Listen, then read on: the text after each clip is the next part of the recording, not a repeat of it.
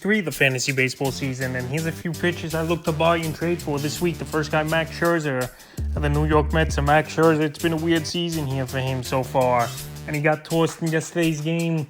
Substance, maybe pine tar, whatever the case, but Scherzer said it was rosin sweat. But anyway, he's been banged up a little bit this season. Scherzer, he had his start to yesterday where he was supposed to start on Sunday on the season here for Max. 18 in the third, 2-1 record, 17 strikeouts, a 4.20 ERA, and a 1.16 whip with one quality start on the season. So Scherzer's obviously up there in age, and now we're him possibly getting suspended 10 games now for the sticky substance on his hand here. He's going to miss 2 starts as Max Scherzer. So right now, he hasn't been pitching that good this season so far, Scherzer. He's only been going 5-6 innings at most as well. And it's really unfortunate. And this Met team, they still been winning ball games with their pitching not doing much. Well, Max Scherzer right now, he's not putting up the numbers you expect from him. And maybe age just catching up to him. And now if he's suspended here, this could be a discount type of deal. You still got to give up a decent amount, I think, or a good bat for him. But you're not going to pay the premium, especially with the suspension. And if he was cheating, his numbers might even go the other way. So the last few games here for Scherzer, April 4th at the Brewers, 5 in the third, and that one got the Lord. 8 hits, 5 runs, 2 walks, 2 Ks in that ball game, and he gave up 3 home runs. April 10th for San Diego, 5 innings only in that one, got the win though. 1 hit, no runs, 3 walks, 6 Ks. And then April 19th at the Dodgers, he got a first inning jam with the bases loaded. 3 innings in that one, 1 hit, 2 walks, 3 Ks, and then pulled and thrown out of the ball game for sticky substance. So right now, with a lot going on with Scherzer and him possibly be suspended for 2 starts here, it's a time to go out there and get him. I think Scherzer will be fine. Even if suspended, I think he'll turn things around this season. And we know he's a bulldog in a game, and you know he's not happy what happened is Max Scherzer, and he's going to want to go out there and prove people wrong that he wasn't cheating. So right now, I think he'll have motivation, and if you could get him on a little bit of a discount, like I said this week, this is the time to do it before he could take off. And obviously, you're going to have to pay the premium from the next guy's Alek Manoah of the Toronto Blue Jays, so the workhorse and pretty much their race last season. He's off to a horrible start so far this season is Manoah, but I think he's going to turn things around as the season goes on. 19 in the third, 1-1 record, 16 strikeouts, a 6.98 ERA, 1.97 whip, and a quality start. So Manoah, like I said, last season was a monster year for him, 16-7 with a 2.24 ERA. And right now he's just off to a slow start, but he's going to turn things around, and he's got a good offense backing him up over there as well in Toronto. We've seen a few good starters get off to slow starts, but as things level out here in the next few weeks to a month, I think some of the struggling starters will get things going, and Manoah is one of them. So the last few games here for Manoah, April 5th at Kansas City, 7 innings, got the win. 1 hit, no runs, 4 walks, 5 Ks, a quality start. April 11th versus Detroit, 4 in the third in that one, no decision. 4 hits, 3 runs, 5 walks, 3 Ks. And then April 16th versus Tampa, he got hit hard in that one, 4 2/3, got the loss. 9 hits, 7 runs, 4 walks, 5 Ks. So the problem with Manoah right now has been command issues, and he's walking the ballpark in his last 3 outings here from Manoah. 13 walks, and that's a recipe for disaster. And that's going to be a problem if he's going to continue to walk people. And I know his next outing is April 22nd at the Yankees. Easy feat versus a good lineup. But right now, I think Manoah could turn things around.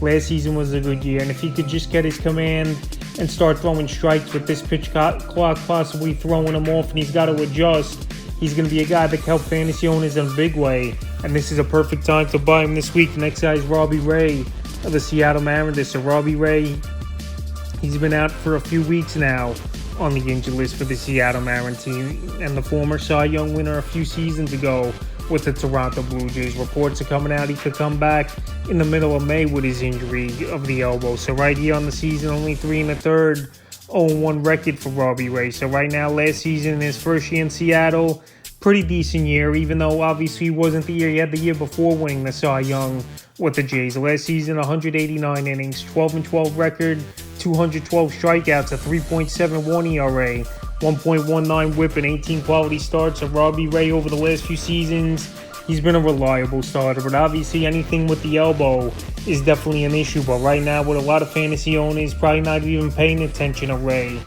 you could get him on a discount, because if he's out another month here as Robbie Ray, some owners aren't going to have patience, especially if it takes you to week 8 or week 9 before he returns. And if they're down in the standings already right now, they might just try to sell Ray, or for a guy who's playing every day. I know it's only week 3 of the season, but it definitely could get late early, or you could get in a deficit in the standings pretty quickly if you're in a categories league, even a points league weekly. So right now, Robbie Ray, while he's on the shelf and his stock is down, this is a perfect time to go out there and buy him. The next guy's Aaron Nola of the Philadelphia Phillies. So Aaron Nola, it's been a slow start once again for him this season.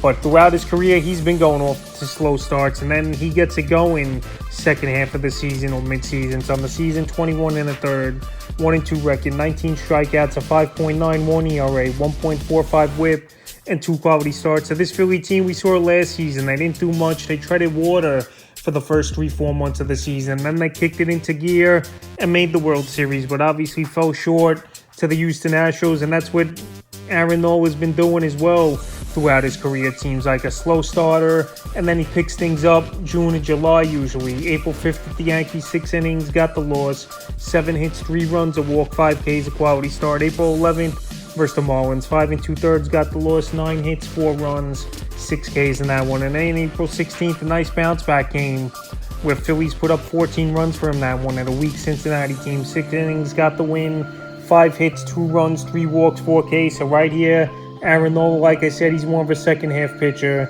He did come off a great outing at the Cincinnati Reds.